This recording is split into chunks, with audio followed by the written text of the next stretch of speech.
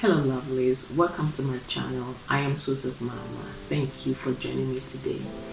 On this channel I talk about faith, family and mental health. A quick disclaimer, I'm not your therapist and I'm not here to give you a diagnosis of any kind. I just make videos on this channel for the sole purpose of improving my skills. If you are adventuring for something useful, you're welcome to apply that to your life. Thank you. Yeah, I found one of my beautiful lists and I thought to share with you things that I've done over time to work on myself, to change my life, and I'm still continuing to work on that because growth is progressive.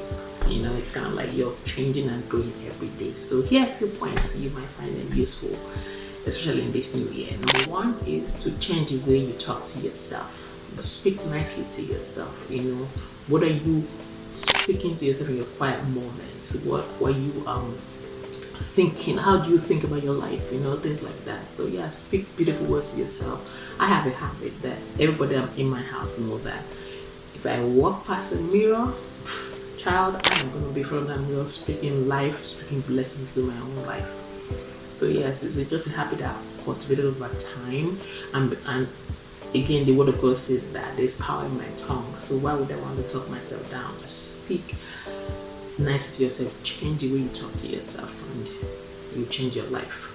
Number two is to understand your feelings, but focus on your behavior, because your action will determine your behavior, or your action determines your feelings. So once you understand how you feel, you change how you behave, you feel better. You get what I'm trying to say? So if you're feeling sad, do the opposite of that. You know, change that. And then number three is to utilize the resource of prayer.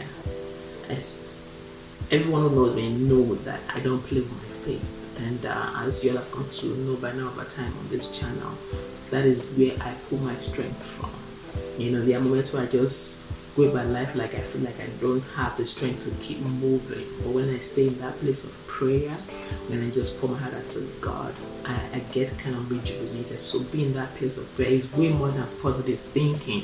It's way more than what list I would give to you as a therapist or whatever it is. But when you are in that place of prayer, you build strength for another day. And I'm aware of other viewers, people who view my channel that are not Christians. Whatever your faith may be, find something that kind of helps you stay grounded, so to speak. For me, it is my faith as a Christian, and I'm sure I speak for majority of Christians out there as well. But get in the habit of prayer, utilize the resource of prayer. We have that. We have that authority to call the power of God, as 1 John 5:14 and 15 says about that.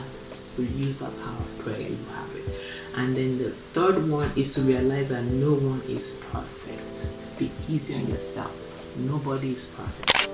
Forget what you see on social media. Forget what some people present when they see you.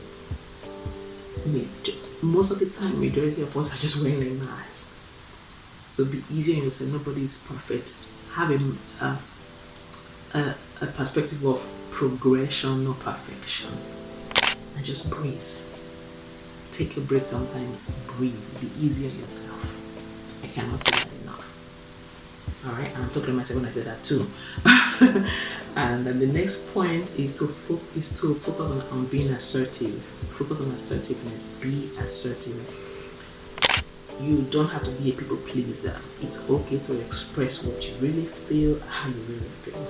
Nicely though. You don't have to be rude about it or be mean about it. Being able to communicate your feeling is key, because if you bottle so many things up for too long, sister, when you explode, it's gonna be disastrous. So it's okay to be assertive. Say no when you need to say no. Say yes when you need to say yes.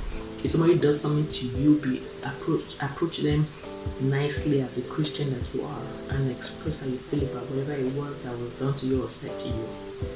And you might just gain a friend when you do that, right? There. So the next point and the final one is to deal with fear of rejection. And how to do that? By changing your behavior. A lot of times, because a lot of us fear rejection, we are afraid to venture out to approach people for help or for friendship or whatever it is. And even when we do, we kind of mentally prepare ourselves to be rejected. And then when we get out there and they actually reject us, we go like, oh, I knew that. But that's not always the case. But once you can change the way you think about the situation or about making friends, you're able to let yourself be out there and be friends with people. So even if you do everything right and people still don't treat you nicely or still reject you, it's not your fault. You get to that place where you are comfortable and you're okay with that. So yeah, I hope this few points are enough to kind of help you work on changing your life. These are a few of the points that I applied to my life years ago and I started to see changes. And again, I can't say enough, I'm still a work in progress. But trust me, if you can be intentional, you're going to start to see changes. Do one thing at a time. Alright?